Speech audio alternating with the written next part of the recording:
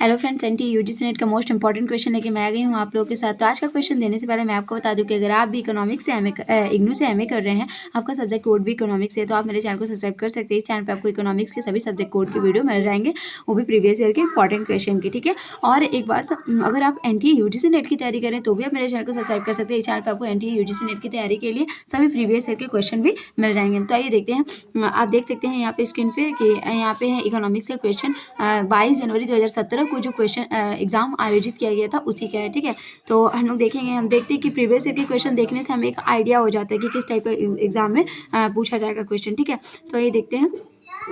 Question number 1 आप देख सकते हैं कि निम्नलिखित में से बोल रहा है, निम्नलिखित में से कौन सा कार्टेल के लिए सही है।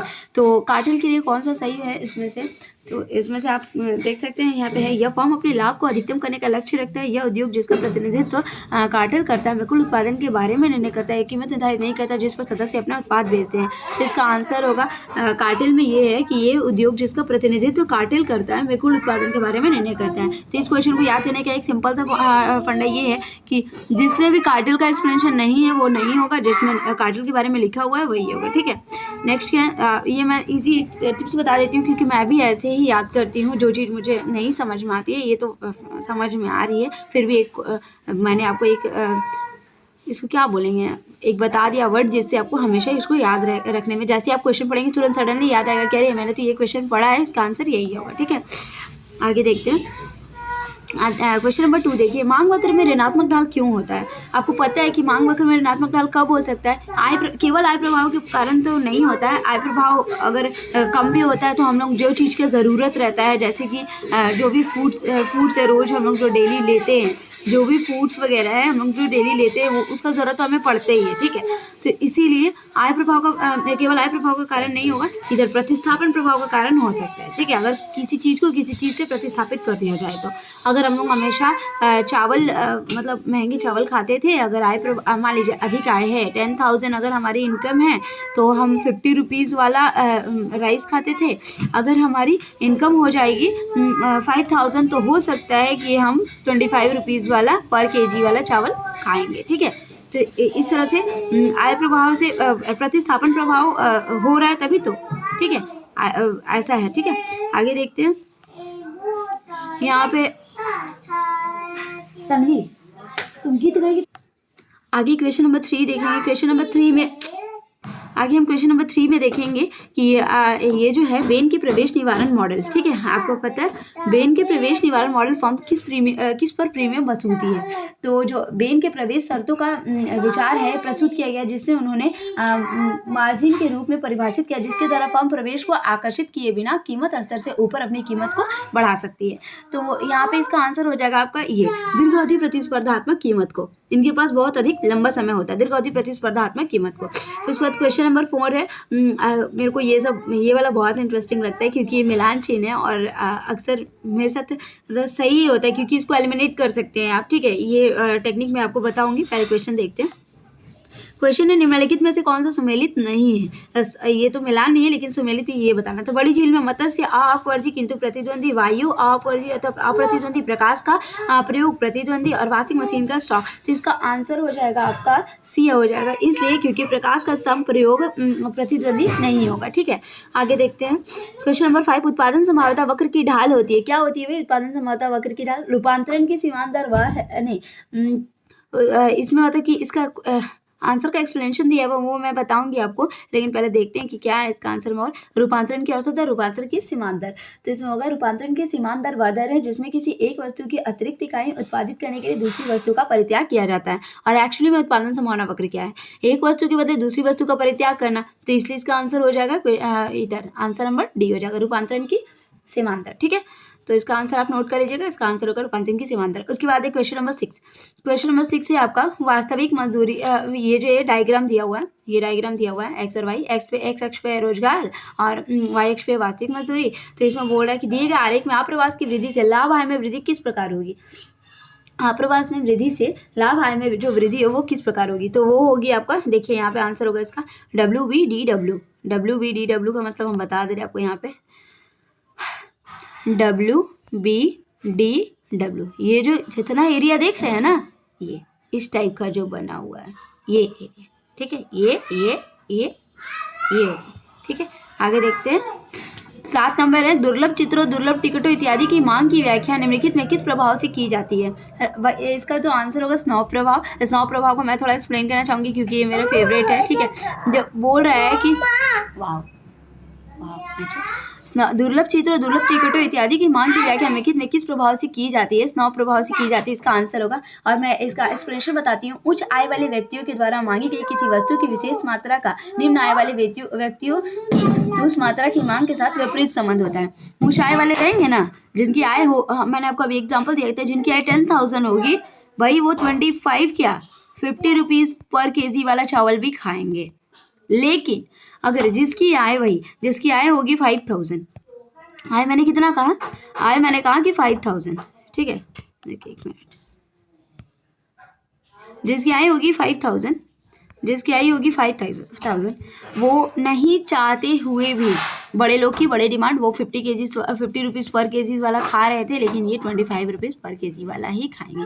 25 नहीं तो 15 वाला पर केजी वाला भी खाएंगे। अब तो फिलहाल शायद नहीं मिलता है, बंद हो गया है, लेकिन वैसे वाला भी चावल खाएंगे। तो क्यों होता है ये? स्नो प्रभाव के कारण, कि उच्च आय वाले लोग अपने उन चीज़ों की डिमांड कर सकते हैं जो निम्न आय वाले लोग नहीं करते, ठीक है। अब क्वेश्चन नंबर 8 देखेंगे। किसी बाजार को आर्थिक दृष्टि से दक्ष कहा जाता है यदि वह अधिकतम करता है, किसको अधिकतम करता है? यदि वह अधिकतम करता है उपभोक्ता के अधिशेष को, उत्पादक के अधिशेष को, उपभोक्ता और उत्पादक अधिशेष के समुच्चय को, उपरोक्त में से कोई नहीं। तो इसका आंसर होगा आपका आंसर नंबर सी, उपभोक्ता और उत्पादक के अधिशेष के समुच्चय को। अब क्वेश्चन नंबर 9 आप देख सकते हैं। निम्नलिखित अर्थशास्त्रियों में किनका संबंध आभासी लगान की अवधारणा से है?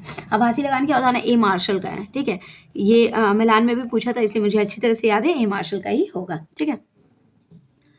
फिर उसके बाद है क्वेश्चन नंबर, नहीं सिर्फ ए मार्शल का नहीं है, और भी डी रिकार्डो ने भी दिया था आभासी लगान की अवधारणा। डी रिकार्डो ने भी दिया था, ठीक है। 1 और 3 होगा। अब आगे देखते हैं। इसमें भी एक डायग्राम दिया हुआ है, बोला दिए गए यहाँ पे बोला कि दिए गए आरेख में कौन सी रेखा प्रतिफल के नियम को निरूपित करती है? प्रतिफल के नियम को कौन सी रेखा निरूपित करती है, ठीक है। तो मैं आपको बता दूं कि प्रतिफल की जो रेखा है, रेखा ओ ए पैमाने की प्रतिफल रेखा को बताती है। रेखा ओ ए कहाँ है? आप देखिए यहाँ पे रेखा ओ ए, ये पैमाने के प्रतिफल के नियम को दिखाती है। तो आंसर नंबर 1 ए, ठीक है। आगे देखते हैं। क्वेश्चन नंबर 11 आप देख सकते हैं। दिए गए आरेख में निम्नलिखित में कौन सा प्रभाव सकल मांग वक्र एडी से परिवर्तित करेगा? कौन सा प्रभाव? व्यापार प्रभाव, तरलता प्रभाव, संपत्ति प्रभाव, या फिर ये सभी? तो 11 का हो जाएगा ये सभी, सब प्रभावित करेंगे, ठीक है। ये सभी होगा, तरलता प्रभाव भी होगा, व्यापार प्रभाव भी, संपत्ति प्रभाव भी। आगे देखती हूँ। क्वेश्चन नंबर 12 को देखिए, मिलान करने के लिए दिया गया है। तो केंज किसको दिया था? केन्स दिया है इरविंग फिशर, विक्सेल, क्लासिकल अर्थशास्त्री। तो इसे मैंने एक याद करने का एक ट्रिक मैं आपको बता दूंगी, आपको बहुत काम आएगा, ठीक है। तो आप देख सकते हैं यहाँ पे 12 नंबर का यहाँ पे केंज का हो जाएगा ब्याज की मौद्रिक परिघटना, ठीक है। केंज किसको दिया था? ब्याज की मौद्रिक परिघटना को दिया था, ठीक है। उसके बाद हो जाएगा इरविंग फिशर किसको दिया था? ब्याज की अमौद्रिक परिघटना को। केंज दिया था मौद्रिक परिघटना को और इरविंग फिशर अमौद्रिक परिघटना को, ठीक है। उसके बाद सी हो जाएगा इरविंग फिशर ब्याज की अमौद्रिक परिघटना, हाँ सी हो जाएगा आपका सी हो जाएगा ब्याज की मौद्रिक और अमौद्रिक परिघटना दोनों। विक्सेल ने किसे दिया था? मौद्रिक और अमौद्रिक परिघटना दोनों को, ठीक है। फिर उसके बाद हो जाएगा क्लासिकल अर्थशास्त्री, जो ब्याज की वास्तविक परिघटना, क्लासिकल अर्थशास्त्री ब्याज की जो रियल परिघटना होती थी उसको दिए थे। तो इसका आंसर पहले ही मैं आपको बता दूं कि आप इसको एलिमिनेट कर सकते हैं। तो इसको आप कैसे एलिमिनेट करेंगे? आप यहाँ आंसर देख सकते हैं, A B C D answer दिया हुआ। अगर आपको पहला का पता है, केंज का आपको पता है कि केंज का होगा आपका ब्याज की मौद्रिक परिघटना, की केंज ने मौद्रिक परिघटना को दिया है, तो आप ए के साथ 4 को एलिमिनेट कर लीजिए। तो बी और सी तो होगा नहीं, बी और डी तो होगा नहीं, क्यों? क्योंकि ये 1 और 2 है, 1 2 तो होगा नहीं। ए का है 4, तो हम लोग 4 को ध्यान में रखते हुए दोनों को एलिमिनेट किए हैं, ठीक है। तो यही दोनों में से कोई आंसर होगा। आगे हम लोग बढ़ेंगे। हम लोग को पता है इरविंग फिशर, अगर 2 भी पता रहता तो हो जाता कभी कभी एलिमिनेट।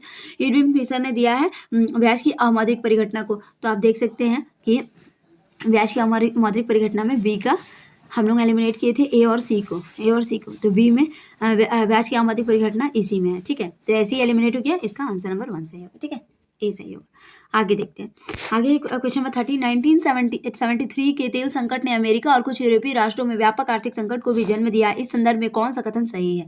तो इसका आंसर हो जाएगा आपका डी, कि सब सही है। कैसे सही है हम आपको पढ़ के सुना देते हैं कि इसके कारण केंद्र के अर्थशास्त्र पर स्थापित नीतियों का मोह भंग हुआ। अवरोध स्फीति नामक व्याधि उसी समय उत्पन्न हुई थी, 1973 के टाइम जब तेल का संकट हुआ था, अवरोध स्फीति नामक व्याधि उत्पन्न हो गई थी। और यहाँ पे आप तीसरा नंबर देख सकते हैं, केंद्र ने आर्थिक विचारों की चुनौती के रूप में नवीन क्लासिकल अर्थशास्त्रियों का प्रादुर्भाव हुआ। ठीक है। अब क्वेश्चन नंबर 14, आईएसएलएम प्रारूप के अनुसार सरकारी व्यय में वृद्धि के परिणाम स्वरूप क्या होगा? क्या होगा सरकारी व्यय में वृद्धि के परिणाम स्वरूप? आय और ब्याज दर दोनों में वृद्धि होगी। ठीक है, सरकारी व्यय में वृद्धि होगी तो आय और ब्याज दर दोनों में वृद्धि होगी। क्वेश्चन नंबर 15 देखिए, निम्नलिखित में कौन सा गुणक प्रभाव में रिसाव के रूप में माना जा सकता है? तो गुणक प्रभाव में रिसाव के रूप में कौन माना जा सकता है? तो ये आयात की उच्चतर प्रवृत्ति, बचत करने की उच्चतर सीमांत प्रवृत्ति, दोनों ही माना जा सकता है। अब क्वेश्चन नंबर 17 देखेंगे, रॉबिन सुझावा प्रमेय के अनुसार धीर समृद्धि अवस्था तभी संभव होगी जब तकनीकी प्रगति क्या होगी? तकनीकी प्रगति केवल हैराडो तटस्थ होगी। हैराडो का जब आप पढ़ेंगे ना तो उसमें ये एक्सप्लेन किया हुआ कि रॉबिन सुझाव प्रमेय के अनुसार धीर समृद्धि अवस्था तभी होगी जब तकनीकी प्रगति केवल हैराडो तटस्थ होगी। क्वेश्चन नंबर 17 आप देख सकते हैं, निम्नलिखित में कौन सा स्थायी परिकल्पना की मान्यता नहीं है? तो इसका आंसर हो जाएगा आपका डी, उपभोग करने की औसत प्रवृत्ति उपभोग करने की सीमांत प्रवृत्ति से अधिक होती है। ठीक है, इसका आंसर हो जाएगा अस्थायी परिकल्पना ये नहीं है, डी, उपभोग करने की औसत प्रवृत्ति उपभोग करने की सीमांत प्रवृत्ति से अधिक होती है। इसका एक्सप्लेनेशन, अस्थायी आय परिकल्पना प्रत्याशित आय परिकल्पना से है, जिसके अनुसार भविष्य में आय की प्रत्याशा में उपभोग अधिमान प्रभावित करती है। ठीक है, तो इसका आंसर हो जाएगा डी, आप ध्यान में रखिएगा। क्वेश्चन नंबर 18 देखिए, त्वरक मॉडल निम्नलिखित में किनमें परिवर्तन के द्वारा निवेश में परिवर्तन निर्धारण का पूर्व कथन करता है? ब्याज, उत्पादन, पूंजी, माल सूची, किसमें करता है? तो ये करता है उत्पादन में, आउटपुट में। क्यों करता है इसका एक्सप्रेशन देख लीजिए। सरल त्वरक मॉडल बताता है कि पूंजी निवेश उत्पादन का फलन होता है। यदि उत्पादन में वृद्धि होती है तब प्रत्याशित मांग को पूरा करने के लिए निवेश में भी वृद्धि होगी। ठीक है, प्रत्याशित मांग को पूरा करने के लिए निवेश में भी वृद्धि होगी। तो आप देख सकते हैं, मैंने आपको बताया कि इसका आंसर होगा बी, उत्पादन में वृद्धि। आगे देखते हैं क्वेश्चन नंबर 19, सूम पीटर के विकास सिद्धांत के संदर्भ में निम्नलिखित कथनों पर ध्यान दें। विकास उद्भाववादी होता है, विकास का गति वास्तविक बचत द्वारा होता है, पूंजीवाद समय उपरांत अपना स्वरूप स्थायी यथावत रखता है। तो इसमें बोला कि इनमें से कौन सा सही है? तो इनमें से होगा आपका डी सही होगा, इनमें से कोई नहीं। क्यों? क्योंकि इसका एक्सप्लेनेशन आप लिख लीजिए कि इनमें से सूम पीटर का आर्थिक वृद्धि सिद्धांत अन्वेषण पर बल देता है। इसका एक्सप्लेनेशन आप लिख लीजिए 19 का, मैं आपको लिखा देती हूँ 19 का एक्सप्लेनेशन। यहाँ पे बोल रहा है कि सूम पीटर,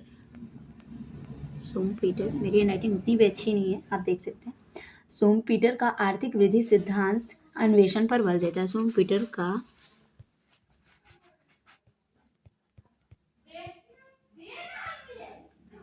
आर्थिक वृद्धि सिद्धांत किस पर बल देता है? अन्वेषण पर।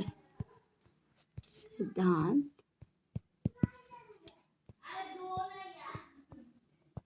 अन्वेषण पर बल देता है, अन्वेषण पर बल देता है। ठीक है, आगे देखते हैं हम लोग क्वेश्चन नंबर 20 आप देख सकते हैं यहाँ पे, निम्नलिखित में किस अर्थशास्त्री ने असीमित श्रम आपूर्ति की संकल्पना पर आधारित मॉडल नहीं बनाया? असीमित श्रम आपूर्ति की। ठीक है, तो किसने नहीं बनाया है? तो 20 होगा, 20 का हो जाएगा गुन्नार मिडाल ने। इसका एक्सप्लेनेशन लिख लीजिए। जोरगेंसन मॉडल दोहरी अर्थव्यवस्था का विकास और रेनिस 5 मॉडल दैत्वादी मॉडल W.A. लेविस असीमित श्रम पूंजी सिद्धांत गुन्नार मिडाल ने बनाया है। सर्कुलेशन कम्युनिकेटिव काउजेशन थ्योरी, मतलब कि श्रम की असीमित आपूर्ति गुन्नार मिडाल ने। इसका आंसर होगा ये, मतलब वहाँ पे लिखे हैं हम कि किसने किसने क्या क्या बनाया, तो इसका गुन्नार मिडाल ही होगा। ठीक है, याद रखिएगा। Thank you. अगर वीडियो अच्छी लगी तो प्लीज़ लाइक और सब्सक्राइब मेरे चैनल गाइस। ऐसे प्रीवियस ईयर के क्वेश्चन के लिए और भी अगर आपको चाहिए होगा तो आप कमेंट करके मेरे को बता सकते हैं। Thank you.